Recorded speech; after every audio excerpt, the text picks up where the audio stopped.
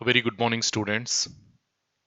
In our previous class, we have seen algorithm analysis. I have explained some of the examples on these algorithm analysis, how we can test the time and space functions of different algorithms we have seen. Basically, by changing the loop phenomenons, I mean the operations of loops, we have calculated different time and space functions for our algorithms. Okay. Yeah, after that I have we also discussed asymptotic notations, which are helpful in categorizing our time and space functions. With that concept, we have concluded the first unit. And in today's class, we'll be starting the second unit. And hopefully, we go and we'll complete this second unit in 5 to 6 classes. So, our second unit, it is abstract data types. We have to discuss about abstract data types. In short, we'll be calling them as ADTs. Okay, ADTs, abstract data types, or ADTs in short. So what exactly these abstract data types and why they have important role in data structures, that we will be discussing in today's class. And after that, I will give one example ADT, that is stack ADT. And we also discussed the implementation of stack if time permits. Otherwise, we'll do the implementation in our next video, hopefully. So, what exactly an abstract ADT, abstract data type? What exactly is an ADT, or what exactly is an abstract data type means? The word abstract, it is quite familiar to us. We also discussed the abstraction, data abstraction, in your object oriented concept. When I explained in your first or second class, I have explained object oriented concepts. Over there, I have explained what is abstraction, what is data abstraction. Simply, we said data abstraction is nothing but hiding the details, giving only the necessary details and hiding unnecessary details from the end user. So here also the abstract data type, it is a type. So basically how we are achieving the abstraction, in the sense with the help of class. By including classes in our programming, we are achieving data abstraction. So here abstract data type, or ADT, it is a type or a class for objects. So basically when we are declaring classes or when we are defining classes in our programming, to get those functionalities working without the object, it is impossible. We have already seen many programs where we have used classes, and without these objects, there is no purpose of writing the class in our program. There is no important use we can find without the object creation for a particular class.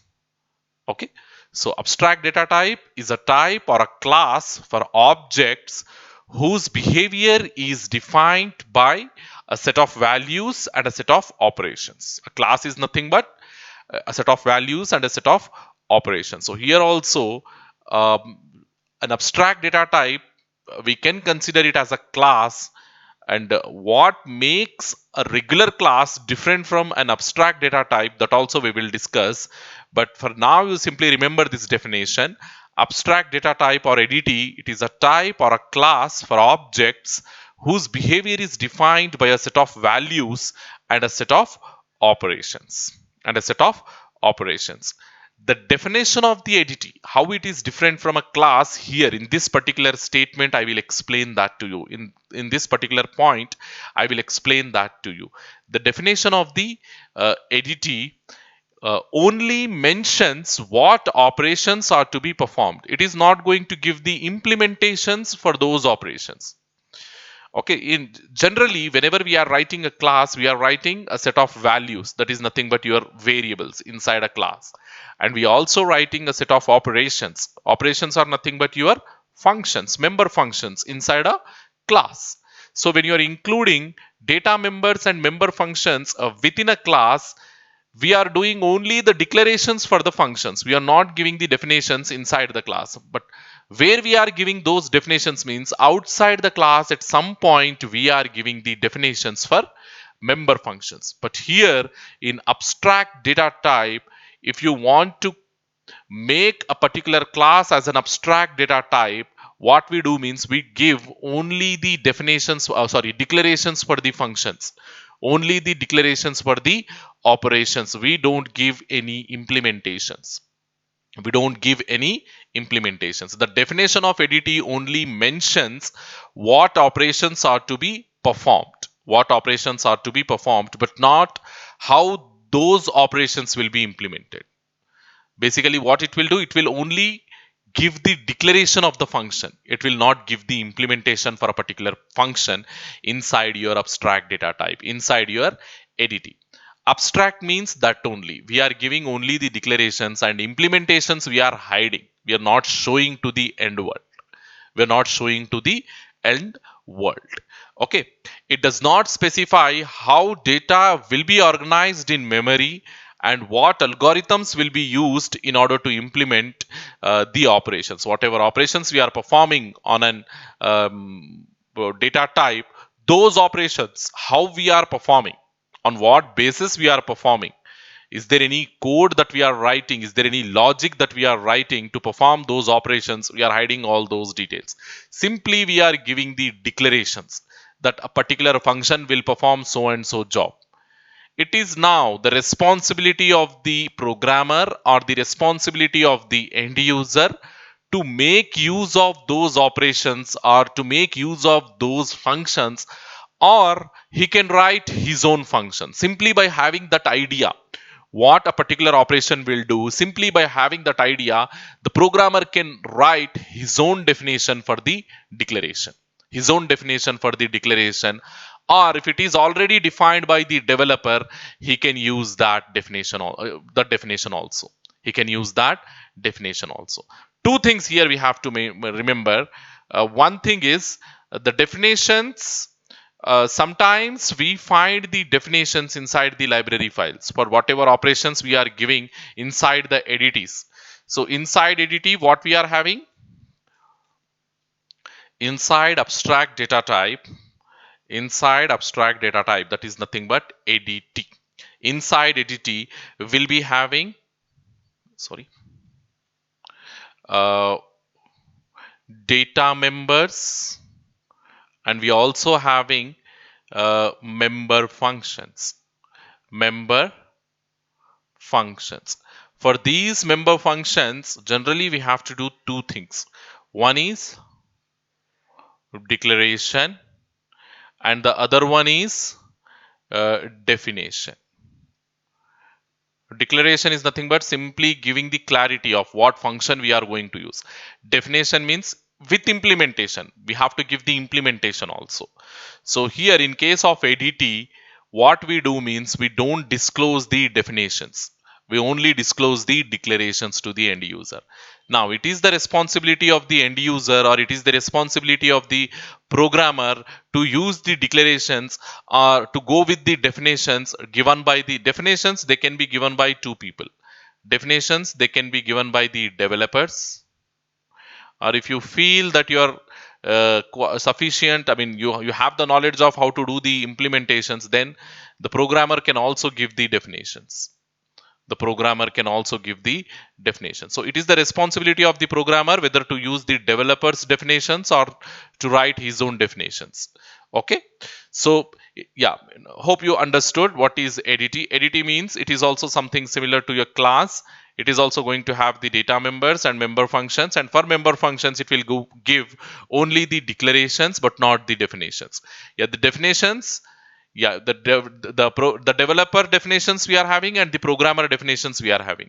It is now the choice of the programmer or the choice of the end user whether to use the developer's code for the definitions, for the declarations, or to use the programmer's code for the declarations. Hopefully you understood. So it does not specify how data will be organized in memory and what algorithms will be used for implementing the operations. How we are going to implement those operations. At the time of usage also, the end user, he will not understand how those operations are implemented. All those are hidden from the end user. He is simply gaining the functionality by remembering the function name, by remembering the operation name. Okay, so yeah, it is called abstract because it gives an implementation independent view. How the implementation has been done, or how the implementation you are going to do, it will not give any clarity on that one. The abstraction will not give any clarity. That is the reason why we are calling it as the hidden content. Whenever we are saying abstraction, the hidden part. Okay, the process of providing only the essential details and hiding the details, hiding the unnecessary details, is known as abstraction. What we are disclosing means only the necessary details we are disclosing. To what extent the end user has to know about our application, to what extent the programmer has to know about our application, to that point, to that level only we are disclosing. We're not disclosing any internal structure. Yeah, at the time of explaining that abstraction in your OOP concepts, object oriented programming concepts, we have taken the example of remote control, TV remote, isn't it? We know how the TV remote will work. We know what pressing of every button on the remote will do to your TV. We know that thing. But how it is doing that thing, we don't know. Internal to that circuitry, what signals it is passing to the television, and how that channel is changing, and how that volume is going up, volume is going down, how the programs are changing on your television screen, we are completely unaware of that one. We know how to operate that remote control, but we don't know how that remote control internal circuitry is functioning. So providing the details of what every button will do, providing the details of what every button on the remote control will do for the TV operator is nothing but abstraction, where the internal operations of those buttons is hidden from the end user. The end user is completely unaware. The TV operator, he is completely unaware of how that remote control will work internal to it. Okay, so yeah, such a situation we call it as data abstraction or simply abstraction, because it is hiding the detail and giving only the necessary details. So yeah, the user data type does not need to know how that data type is implemented. The user of the data type, whoever is going to use your data type, because when you are writing a class as an abstract entity, when you are writing a class as an abstract entity, class is a data type, isn't it? Class is also a data type, but of user defined type. But of user defined type. Class is a user defined data type, we said. So being a data type, it is going to have a set of values as well as a set of operations. Being a data type, it is going to have a set of values as well as a set of operations. Like if we consider the integer data type, integer is a predefined data type, isn't it? Primitive data type. If you consider the integer as a data type, what values you can store into that data type, that you know. If you are declaring a variable of type integer, it is going to have some specific range of values that we can store into that variable. And what type of operations we are going to perform on that data type, it is also already specific. It is also already specific, defined by the developers, isn't it? So similar to that one, whenever you are creating your own user defined data type, you also have to specify what values that user defined data type will take and what operations that user defined data type can perform. Okay, what operations can that user defined data type can perform, and you no need to disclose how those operations can be performed, isn't it? You no need to disclose how those operations can be performed. Rather, what you have to disclose means you have to disclose what operations you are going to perform. So you can increase the volume, you can decrease the volume, you can change the programs. Okay, you can change the program source. Likewise, you can give the specification about the operations. But how those operations are going to be implemented, or how those operations have already been implemented, that clarity we are not giving to the end user. That clarity we are not giving to the end user. When you go to buy, to purchase a television to a showroom, what the salesman will do over there, They will train you how to increase the volume, how to decrease the volume, how to change the program inside your television, isn't it? Are they training you the internal circuitry programming or internal circuitry manufacturing, how that internal circuitry of the television has been manufactured, or how that internal circuitry of your remote control has been manufactured? Are they going to train all those things? No, they are not training, because those are not necessary things. Those are completely unnecessary things. In that similar way, when we develop an application, we are going to disclose all the details in an abstract type. We will give the information related to the operations what we are implementing. We will give the information related to the operations what we are implementing, but how we are implementing that we are not disclosing. Okay, what internal code we are going to write inside every operation, that we are not disclosing to the end user. That is the reason why these entities, they are having their own importance in the abstract data type, I mean in this data structure concept, where only the operations we are going to disclose but not the implementation. Of course we do the implementation, but it comes to the delivery, but when it comes to the deployment thing, we are not going to disclose to the end user. So um, consider an example over here. We are using primitive data types since our first semester. Primitive data types we are using, like integer, character, double, float, or different types of primitive types we are using. Okay, how we are storing, how we are creating the variables of those integer data type, character data type, float, double, the syntax we know, and how we are storing the values into those variables, the procedure we know, and what type of operations we can perform on those, like addition, subtraction, multiplication, all these operations we know. But how that data type is implemented internal to your library file, have we seen? No, we have not seen. We are completely unaware of that information. So it is a kind of abstraction only. It is a kind of abstraction only, because the developers of the software, or the developers of this IDE, or the developers of this C and C++ programming language, what they have done, they have developed, they have written the code suitable for that integer to function, suitable for that character to function, suitable for that double to function, but they kept that complete details inside the header files. Okay, inside the header files, and we as a programmer, we as an end user, we don't know the exact implementation of those data types, primitive data types, but we as a programmer, we as a user, we know the functionality of that integer type, or double type, or character type. So in this way, the data abstraction is helping us, is giving some kind of idea of how we can disclose the stuff to the end user, and how we can hide the stuff whenever it is required or whenever it is necessary. So this type of implementation, this type of formation techniques, they are very much useful when you are going to implement the data structures in your C++ programming. Very soon we are going to see many examples on these abstract data types, hopefully. So a user only needs to know what a data type can do. Primitive data type, when we are talking about the user of that primitive data type, he has to know what that data type can do for him. What that data type can do for him, but not how it will be implemented, or but not how it will be doing for him. So because the end user, he don't want to know, isn't it? He don't need all this, that stuff. So what application you have implemented, the functionality you have to show to the end user.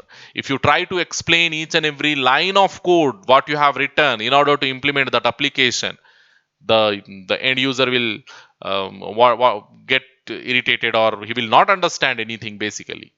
Okay, explaining that stuff to him, it is completely irrelevant to our domain, isn't it? So in that sense, think of an entity. If you need to have a perfect impact on that entity, what exactly is an entity and how it is helping us, means think of an entity as a black box, not as a transparent, but as a black box. Okay, but which hides the inner structure and design of the data type. Which is, yeah, what exactly we can see the black box, but what exactly inside that black box we are unable to estimate, isn't it? We are unable to estimate. In that similar way, we can see the ADT, we can use the ADT, okay, whenever it is required, but what exactly that ADT is having internal to it, it is completely hidden from the end user. It is completely hidden from the end user. So that is about ADTs. So far we discussed. So examples, some of the examples on the ADTs, basically not in terms of real time examples, but in terms of programming examples only we will discuss over here. Whenever, and as far as this ADT is concerned, we have different ADTs like the list ADT. List, it is a linear data structure. We are going to have all consecutive elements in the list like an array. Okay, we are going to have all consecutive elements in the list like an array. So a list contains elements of same type like your array. Here also we are going to put all the elements of same type. If you are keeping integer type elements inside the list, means all elements must be of type integer only. If you are keeping character type of elements inside the list, means all elements must be of character type. So list ADT, basically it is an linear data structure which is used to organize the stuff, organize the data in our computer system. Okay, it is going to be used in order to organize the data in our computer system. And how that data will be organized inside the list means in a sequential order, in a linear order, in a linear sequential order, we can say. Okay, and following operations we can perform on a list. What type of operation we can perform on a list means we can get, we can perform the get operation. What this operation will do, what this get operation will do means returns an element from the list at a given position. Okay, from a given position, suppose, yeah, something like this list, it is exactly similar to your array. Basically what I mean to say is list is like an array. So when you create a list in your mm, computer, it will be in this, like this. You are going to have elements in this list. You are going to have elements in this particular list. So like this. So 1, 2, 3, 4, 5, 6, like this. It is going to have different elements with some, yeah, indexes. Of course, if you implement this list with the help of array, so you are going to have 0, 1, 2, 3, 4, 5, like this indexes you are going to have. So next thing, gets operation. What this gets will do means it is helpful in getting a particular element from a particular position. Suppose here I have like 4, 7, 9, 2, 1, 5, like this. I have elements. Instead of taking 5, I need to take 6 over here to avoid the confusion between the index value and the actual value. So I have taken 6 now. So this is a list. So list generally, as it is implemented with the help of an array, will indicate like this: list with index. So get operation, gets operation, gets only, right? Yeah, what this get operation will do means get operation will do means it will retrieve a particular element from this list from a particular position. If I want to remove, or if I want to get, if I want to retrieve an element from position 2, what element I will get? 9. If I want to retrieve an element from position 4, what element I will get? 1. Likewise, it is something similar to your array, and whenever you want to retrieve a particular element, you have to pass the index value so that you can retrieve an element from that position. So that you can retrieve an element from that position. So this gets operation, here we are seeing only the operation name, get operation, and we are knowing the description about that operation, what that operation exactly does. What that operation exactly does, that information we are getting, that information we are gaining by reading this description. But how this get operation is implemented, how exactly it is getting that element when you are passing the position, how exactly it is getting that element, that is completely hidden, that we are not going to discuss here. So that is the reason why we are calling this get operation as an abstract operation.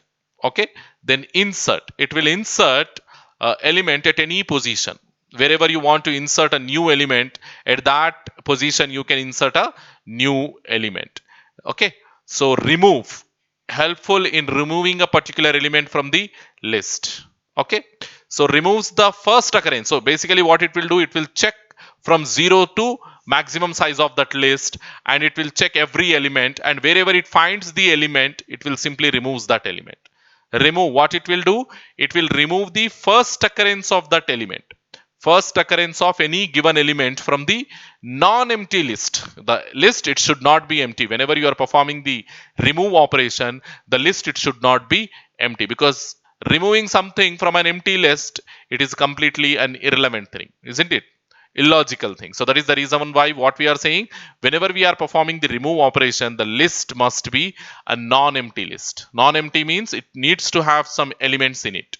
So basically what it will do, let us assume, so here also I have element 6. At this position also I am having element 6. Now I am performing remove, and I am giving the value as 6. I am telling to remove this 6 from the list. Remove this 6 from the list. What the program will do means, it will start comparing the element from the beginning of the list, from the first position of the list. It will compare this 4 with this 6. Is it matching? No. So it will jump to the next position. 7 with this 6. Is it matching? No. It will jump to the next. 9 with this 6. Is it matching? No. Then 6. It will compare this 6 with this 6. It is matching. So simply it will remove this 6. But whereas here also we have the 6. Here also we have the 6. That is the reason why we are saying the first occurrence of the element. So this is the first occurrence, isn't it? This is the first occurrence. So it will remove this 6 only, and it will not consider this 6 for removal. So if you want to remove this 6 also, again you have to perform remove of 6. One more time you have to perform remove of 6. So at this point what will happen? It will start its comparison from here, and it reaches this 6 and removes this 6 like this. So whenever we are performing the remove operation on a list, it will simply start comparing the element from the beginning of the list, and it will remove the first occurrence of that particular element from the list. So next, remove it. You can even specify the position, from what position you want to remove a particular element.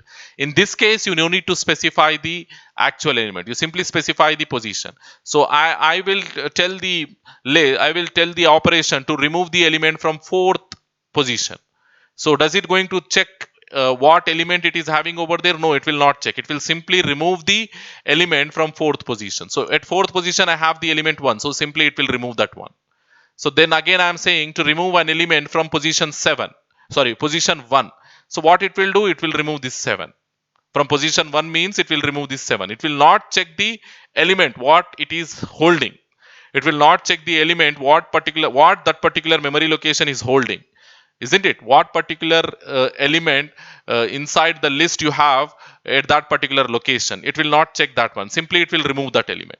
So in that one, remove it will work. Replaces an element at any position by another element. So simply you want to put some element, and at that time what you have to do, you have to give the element what you want to put, and you have to give the position from where you want to replace. So suppose if I want to replace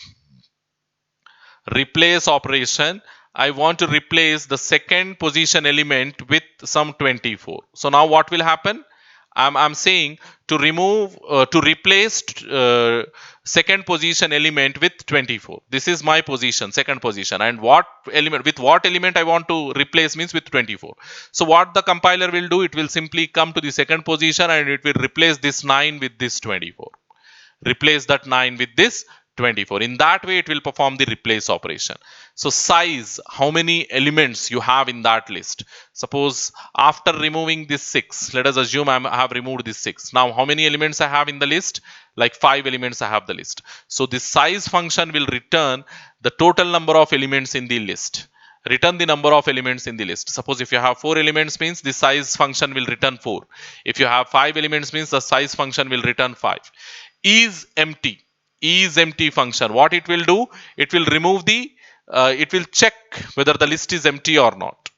This is empty function, it will check whether the list is empty or not. We have two different types of functions, is empty and is full. One is empty and the other one is full. Is full. So what this isEmpty function will do means it will check the list for emptiness. It will check the list for emptiness. This function, this isEmpty function, it will check this list for emptiness. As the is this list is empty? No, it is not empty. So if the list is empty, this function will return true. Boolean value true. If the list is not empty, this function will return false. Boolean value false. So if the list is empty, it will return true. If the list is not empty, it will return false. Same like is empty, your is full function will work. Is empty, is full function will work. If the list is full, this is full function will return true. List is full means all elements must be all places. If your list size is 5, you need to have 6 elements in the list. All memory locations must be occupied by some what we call element, by some value we can say. So then your list will become full. So is full function, in that case is full function will return true. If your list is completely empty, you don't have any elements, any values in the list, then your is full function will return false. Is that so? No. Even if one location is empty, even if one location is empty, your is full function will return false. In that way you have to remember, not in case of the complete list is empty. Okay, your isFull function will check whether the list is completely full or not. If the list is completely full, then only the isFull function will return true. Even if one location is empty inside your list, your complete list will be considered as not full.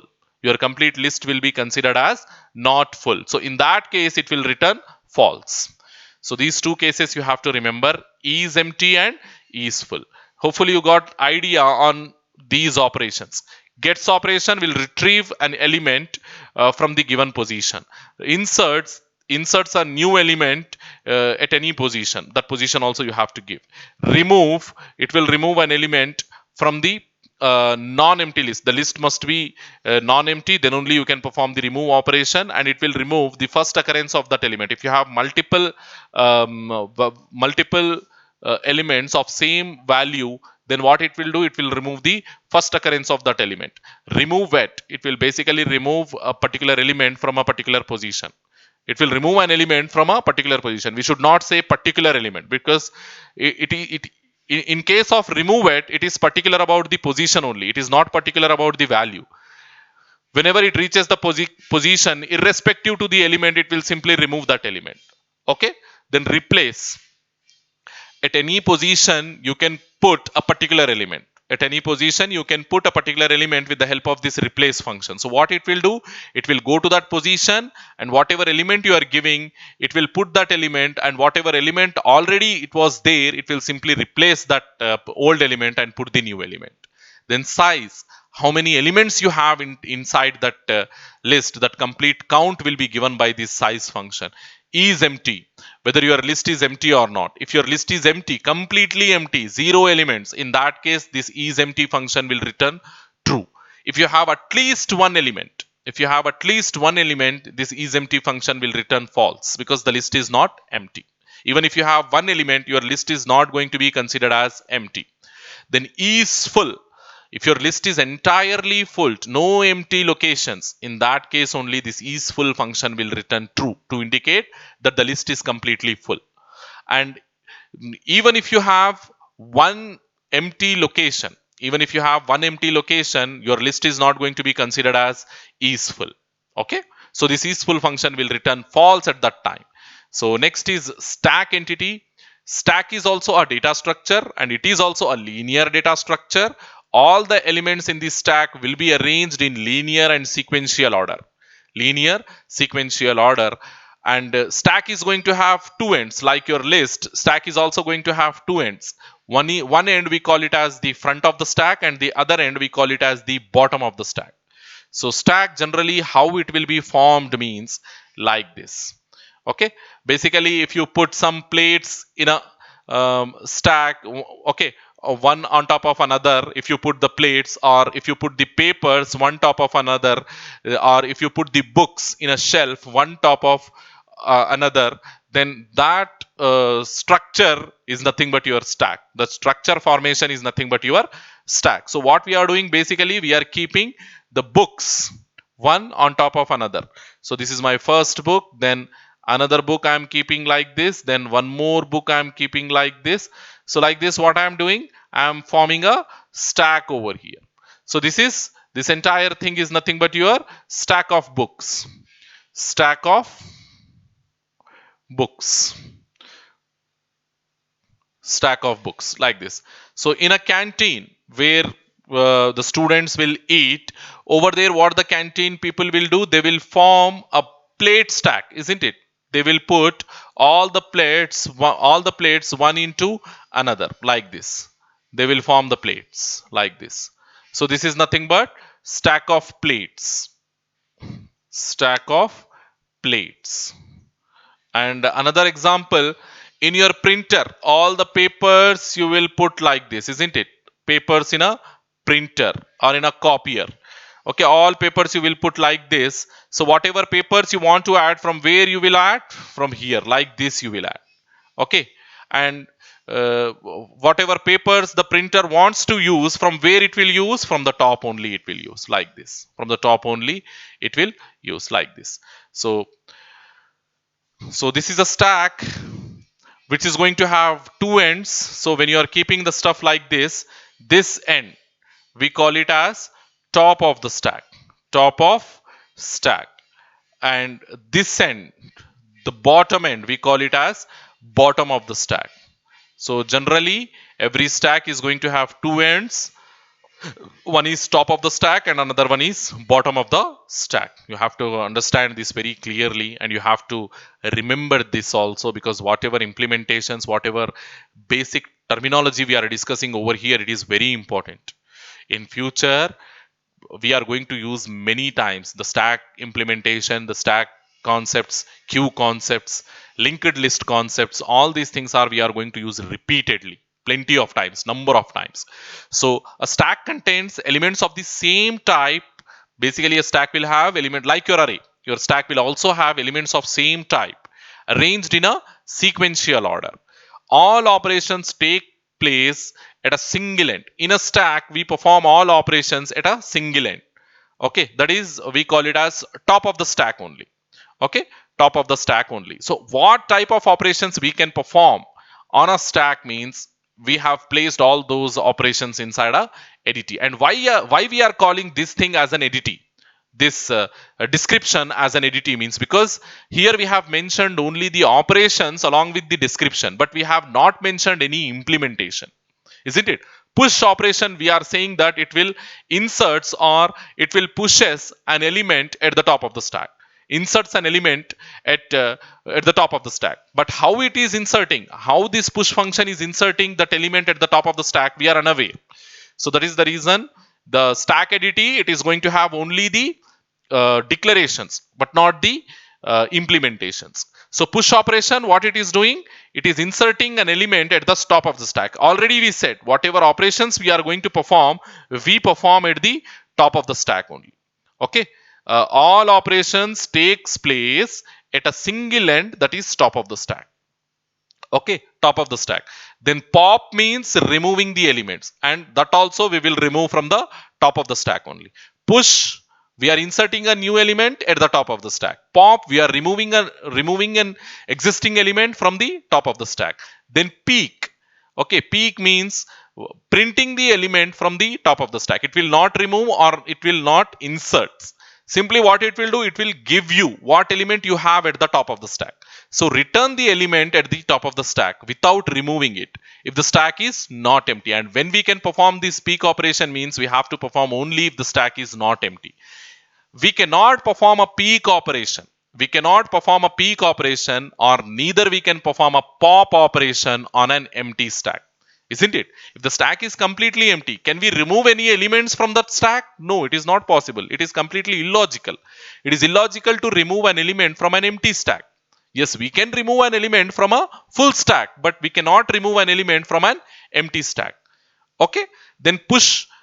Can we push an element to a full stack? If your stack is already full, can we push a new element? Can we put a new element onto it? No, because we all already ran out of the space, complete space of your stack, so we cannot insert a new element into an empty stack. So performing a push operation on a full stack, it is also illogical. Clear? Then size means it will simply returns how many elements we have inside the stack. Size always returns whatever is the additive. If you have a size operation, it will return the size of that data structure or size of that collection. Okay, so whatever element count, whatever number of elements you have inside that data structure or inside that stack, as we are talking about stack now, so inside that stack, that element count, this size function will return. Is empty and is full, it is exactly same like your list operations. Is empty and is full. Is empty means it will simply check whether your stack is completely empty or not. Okay, completely empty or not. If your stack is completely empty, it will return true. If your stack is not empty, that means a minimum of one element, 1 2 3 4, or the complete stack is full also, in that case also this isEmpty function will return false. Okay, then is full simply checks whether your stack is completely full or not. Okay, if there is at least one empty space your stack is having, your stack will be considered as not empty, and this is full function will return not full. Okay, then QADT, we also have a data structure like Q. Okay, we will discuss examples also with respect to this stack as well as with respect to this queue, because we are not going to discuss the list because it is not there in your syllabus. We discuss only stack and queue. Okay, so stack examples, more examples I will give. Queue also I will give more examples. A queue contains elements of the same type. It is also going to have the elements of same type arranged in sequential order. Here also we are arranging the elements in sequential order, and here operations will take place at both the ends. Top of the, here we are calling the different ends of your queue as front end and back end, or front and end. We are calling it as front and ends. Operations takes place at both the ends. Insertion is done at the front of the insertion is done at the end of the queue, and deletion is being done at the front of the queue. From where we are doing the insertion means from the end of the queue, and from where we are removing the elements means from the front of the queue. So to understand this queue working, let us take the example of a queue. Okay, suppose you are going to a movie, to watch a movie. Over there, what we generally do in order to take, or you are visiting some place, so you are going to take a railway reservation or railway ticket. There also we are going to form a queue, isn't it? Near the reservation counter, what we will do, will form a queue. Queue generally from where we enter, from the front we enter or from the back we enter. From the back only we are entering, isn't it? We enter into the queue from the back. And from where we exit, are we going back and from using the same place to exit, or we are exiting from the front? We are exiting from the front, isn't it? We are entering from the back of the queue and we are exiting from the front of the queue. So that example you can remember. Whatever elements you want to put inside the queue, whatever elements you want to enqueue, simply we push them, or simply we put them from the end of the queue. And whatever elements we want to remove from the queue, we'll remove them from the front of the queue. This is not the case in your stack. Insertion, deletion, both the things will take place from the same end, and we are calling that as top of the stack. Okay, stack, how we are maintaining? Yeah, here I will explain that thing. Stack, how we are maintaining? Yeah, like this we are maintaining. It is a stack of different elements. So like this we are pushing the elements into the stack. From where we are going to push, this is your top of the stack, this is your top, and this is your bottom. This is your bottom. And from where we are pushing means from the top of the stack only. We are pushing. Push operation generally inserts an element, isn't it? So we are pushing the elements from this end. And from where we are removing means pop operation. From the top only we are removing. Okay, so generally to indicate the queue, we use this type of structure. So this is your queue formation. This is your queue formation. And if this is your front, if this is your front and this is your rear, okay, front end and rear end, rear in the sense back, okay, front end and rear end, from where the insertion will takes place. If the reservation count is this counter is this one, here the guy is waiting for you to give the tickets, okay. So from where you will enter, from this position we enter, from here we enter. So this is the rear position. From rear position we are performing the NQ operation. Generally what this NQ will do means it will inserts the element, and from where you will take the ticket, and from where you will exit, from this point you will exit, like this you will exit. So from here we are performing the DQ operation, okay. From here we are performing the DQ operation. From here we will enter, and from here we will exit. After serving we are exiting like this. So this is the deletion position, and this is the insertion position for a, this is a for a queue. And for a stack we are having all operations we are performing only one end, that is top of the stack. Pushing, popping, peak also from here only we will perform. Is empty, here only we will check. Is full, here only we will check. So all operations we perform at the top of the stack only. But in case of a queue, some operations we are performing at rear end and some operations we are performing at the front end. Okay, hopefully you understood. So quickly go to here. NQ, already I explained. NQ means it will inserts the element at the end of the stack. End is nothing but your rear end. Okay, it will inserts the elements at the rear of the queue. DQ removes and returns the first element of the queue, that is nothing but from the front. Okay, from where we are removing means from the front. If the queue is not empty, yeah, before removing, already I told you, at the time of insertion you have to check whether the queue is full or not. At the time of deletion you have to check whether the queue is empty or not. If the queue is empty, there is no meaning to perform the deletion operation or DQ operation. If the queue is full, there is no meaning to perform the NQ operation, that is nothing but insertion operation. Then peak also again we have to check whether the queue is empty or not. If the queue is empty, we cannot perform the peak operation. If the queue is not empty, we can perform the peak operation. Peak in the sense, simply whatever you have on the top, whatever you have at the front, okay, at the front who is standing, simply we peek it and we see him, isn't it? On the stack also same thing. When you try to see the first element, you will, yeah, when you try to see into the stack, or when you try to see into the queue, you can able to see only the first element, you cannot able to see the last element, isn't it? So whenever you perform the peak operation, you can get the front of the queue or top of the stack only. In that way you remember whenever you want to peak, because near to a stack, where can you stand? Yeah, here you can stand. Okay, here you can stand. And if you try to see the elements inside the stack, what element you can see? Only the element which is at the top, and bottom elements we cannot see, because they are they kept like a stack only, isn't it? What we have in the bottom we cannot see until and unless we remove the top elements. Until and unless we remove the top elements, only after removing the top elements we can see the bottom elements. So peak operation is something, it can see only the first element, only the top element inside the stack.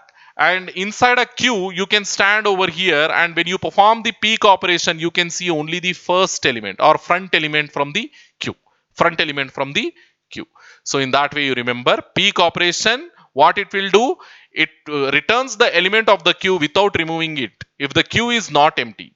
First of all, the queue must not be empty, and it will returns the first element, that is nothing but front element from the queue, and it will not remove that element. Okay, then size, ultimately how many elements you have inside the queue, that number you can get by calling this size function. Then is empty, it will check whether the queue is empty or not. At least one element present means the queue is not empty, it will return false. If the queue is completely empty, it will return true. Is full, it will check for the fullness of your queue. If the queue is completely full, all locations are utilized, then this is full function will return true. If at least one memory location is blank, at least one empty location you have, then the queue is not considered as full, so it will return false. Okay, yeah, the above definition whatever we have seen, it is clear that we have given only the declarations and we have not given the definitions. Okay, so this is the way how we are going to specify or how we are going to represent the entities. Okay, entities simply by giving the description about the operations but not the implementations. Okay, yeah, the implementations how we can do means we can do in two different ways. Whenever we are talking about these data structures like stack and queue, we can give the implementations in two different ways. One is only with the help of arrays, and the other one is with the help of linked lists. Okay, we can give the implementations in two different ways. One is with the help of arrays and one is with the help of linked list. So quickly we discuss. Already I have given the idea about stack. Once again I am defining what is a stack and how it will be, and the implementation we are not going to see in today's class, we'll see in tomorrow's class.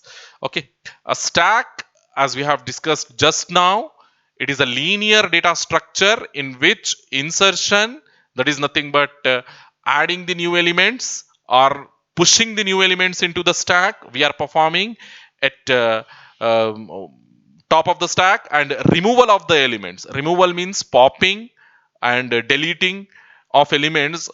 Both, I mean, insertion, deletion, push, pop, addition, removal, or these all these operations we are performing only at one end, that is top of the stack. Okay, to standardize the terms, instead of using multiple terminologies or different words when you are adding the elements, we have standardized the operation as push operation.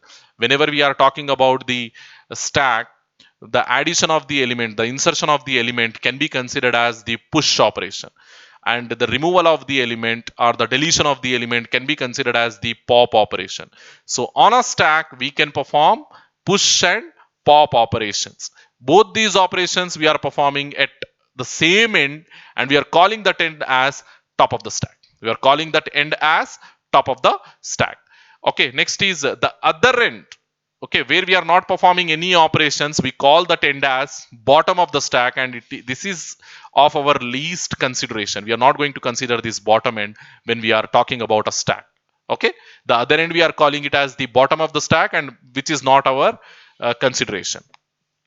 Yeah, all the elements in a stack, insertion and deletion, we perform in LIFO fashion. LIFO.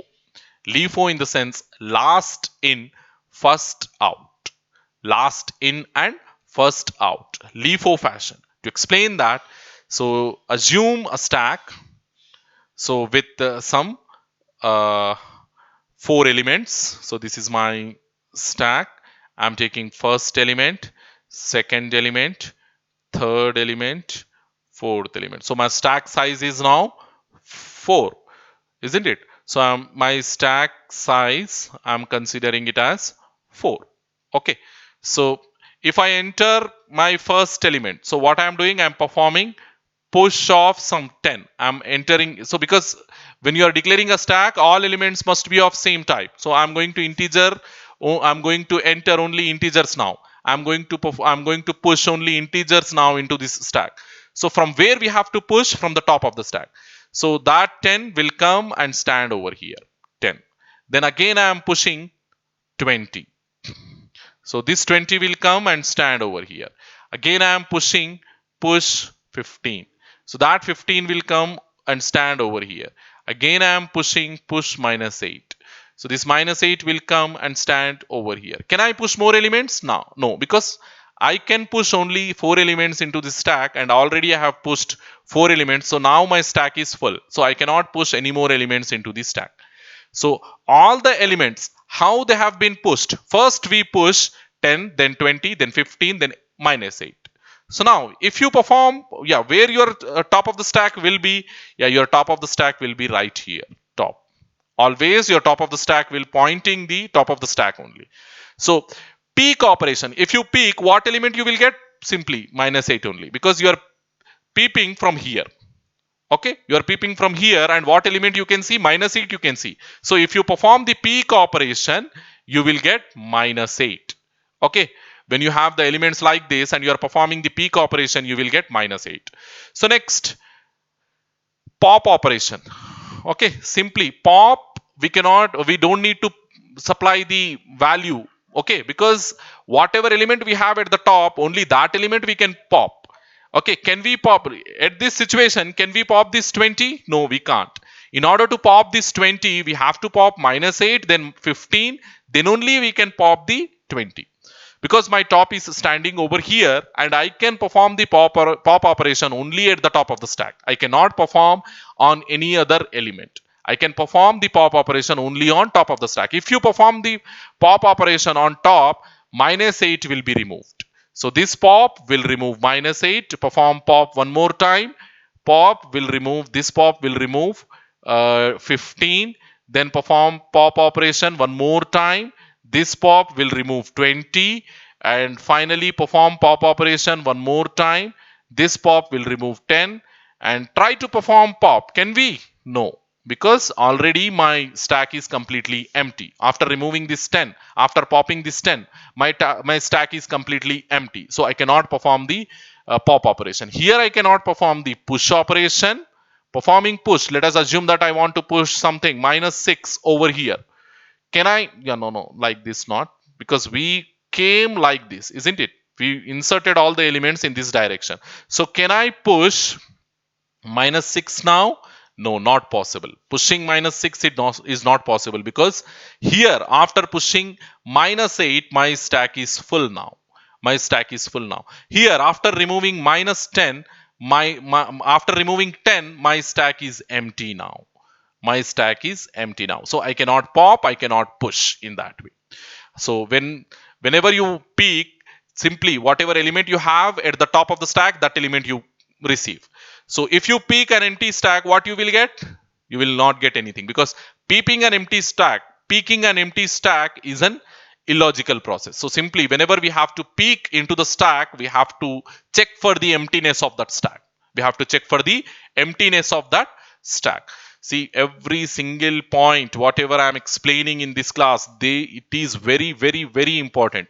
Whatever I am explaining, based on that only we will do the implementation. If you miss even a single point from my explanation, you will not get anything in that stack implementation.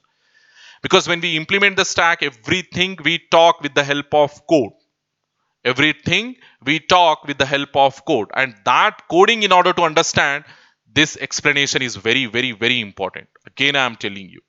And this stack queue implementation, definitely you will get one question, one 10 marks question in your externals. They will simply give you what is a stack ADT, implement so and so, push and pop operation, peek operation, is empty, is full operation into the stack. So at that time, you will not understand anything. And moreover, after the implementation, we have to do the analysis as well. We have to do the analysis as well, algorithm analysis as well. We have to write the time complexity function for every single algorithm, for every single line of code what we are coding over here. So be careful. So the next thing, after performing push, we are performing the pop. So why we are saying LIFO, last in, first out. Last in, first out. LIFO fashion. The insertion and deletion or push and pop operations takes place in LIFO fashion, or all the elements will be inserted and deleted in LIFO fashion, means whatever element we are inserting at the last, that will be removed first, that will be popped first. As you can see, first we have given the input, first we have pushed 10, then we pushed 20, then we pushed 15, then we pushed -8. So when we try to remove, when we try to pop, what element we popped first? -8 we popped first. That was inserted last. That was pushed last. Isn't it? Have you just see over here. We came in this direction, and popping also we came in this direction. So we inserted -8 as the last element. -8 as the last element. And when we try to pop the element, we popped -8 first. So last in, first out. Last in, first out. Okay, so in that way. So the, yes, LIFO fashion, the insertion and deletion or the push and pop operation takes place. So the simple example you consider, examples for stack: books stack in a library or plates stack in a canteen. Plates stack. So this is your plates stack, where when the canteen person if he wants to put the plates in this particular stack, what he will do? First, he will put this plate, isn't it? This is your first plate, and this is your on top of this only he will put this second plate, and then he put third plate, and then he put fourth plate, like this. Even if he wants to add new plates, where he is going to add? He's going to add on the top only. Okay, on the top only he's adding new plates. Okay, so push operation, if he wants to add new plates, he has to add on the top only, because adding the plates at the bottom, he has to lift all these things, isn't it? He has to lift all these things. So generally he will not do in that way. So what he will do means, the new plates he will add simply from the top of the stack only, because we are calling this as a stack. As long as it is a stack, you have to add the plates at the top only. Okay, so the canteen owner, he's going to add the plates from the top of the stack. Now the turn of the students. The students, how they are going to take the plates from this stack?